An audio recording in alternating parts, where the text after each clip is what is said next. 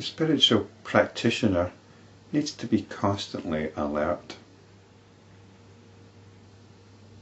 constantly reminding himself of his true nature, because the mind is usually in motion. It's usually identifying with things. This is the nature of awareness. It identifies with whatever it's aware of. If you're looking in a mirror, which, if you're not in the habit of doing so, can be quite a useful instruction. Are you identifying with that image in the mirror? Or are you identifying with the reaction to that image of the mirror? Or are you identifying with what that reflection in the mirror is in contrast to? As you look in the mirror over the years, the shock doesn't really diminish that much unless you've got over it by habit and you're constantly checking yourself in the mirror. And the shock is of seeing this aging person. You don't feel like you're aging. The real you feels immortal. The real you doesn't believe it's going to die.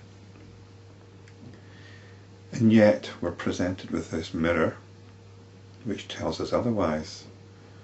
We're presented with conventional reality which tells us otherwise. We're presented with scientific evidence that tells us otherwise.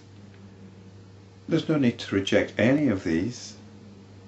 These are all different modes of relating.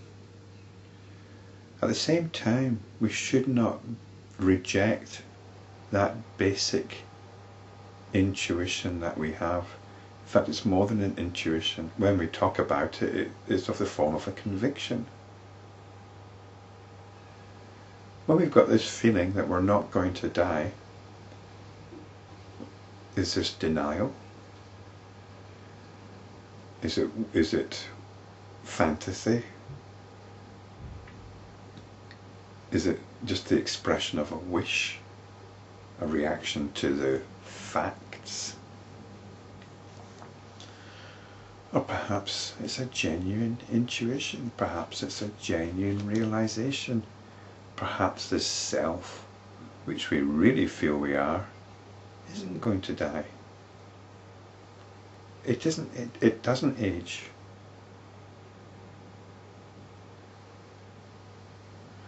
There's a lot of different stuff going on round about it. This body is quite strange, really. I've no idea what's going on inside it. I just move it around like I might drive a car around.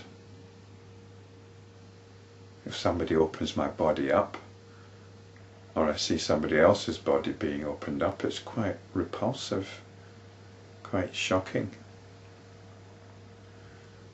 The body, although it's quite remarkable in many ways, is also quite disgusting. It defecates. It has sexual longings. It gets ill. It feels pain. It gets quite clunky and worn out unless you put a lot of effort into its maintenance. What's it got to do with me? It's a completely different body that I've got now to the one I had when I was an infant.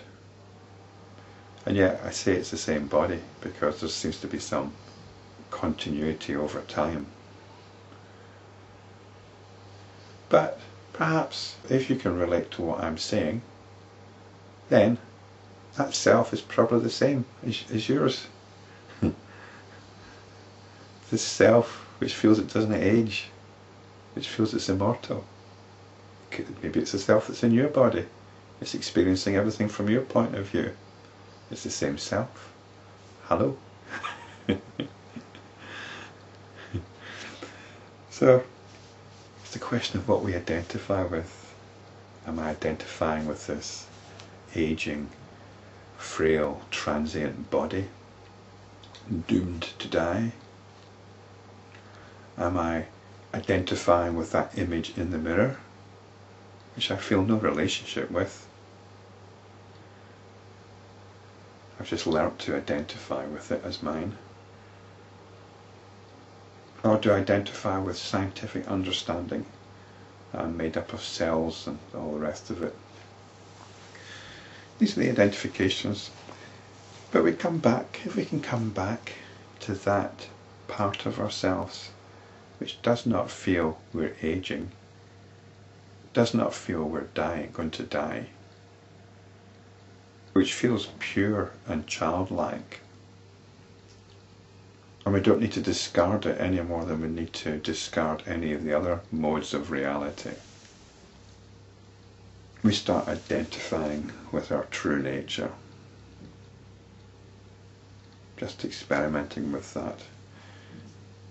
Well, then perhaps we can start to be free. Vasishta continued. In the self is unity and diversity, yet not unity or diversity as opposed to each other. I keep thinking of the Yin and Yang symbol, the circle divided into two sections, black and white. You could say one of these sections is unity, the other one's diversity, but it's the circle which is the circle of our awareness, our essential self, in which notions of unity and diversity arise. How can one assert diversity in it? The one self exists, subtle and omnipresent like space. It is undivided by the birth and death of bodies. I am the body is delusion, not truth. You are the pure self or undivided consciousness. It's a thought, isn't it? That this self, which I feel is uniquely me, is the same self. It's not qualitatively or quantitatively different. That's at the heart of your being. You are the pure self or undivided consciousness. The subject observer, the object observed, and the predicate observation are but the modifications of the mind. The truth or the self is undivided by this division. There's only observing going on, and hence it is beyond contemplation, Dhyana, which is often translated as meditation. But we can't really think about it. We can only use our thoughts to direct ourselves to it, use our words to direct ourselves to it, allow the words to point us back to it. How can illusion arise or exist at all? The deluded feeling that there is a world, either as a reality or as an illusion, has been dispelled by my instruction. There is no reason for you to suffer bondage. In prosperity and adversity, be free and live without ego sense and desire. So whatever the situation, remain alert. Remind yourself of the reality. Keep coming back to your nature. Engage with it when you need to, and come back when you have the opportunity, which is more times than you might like to believe.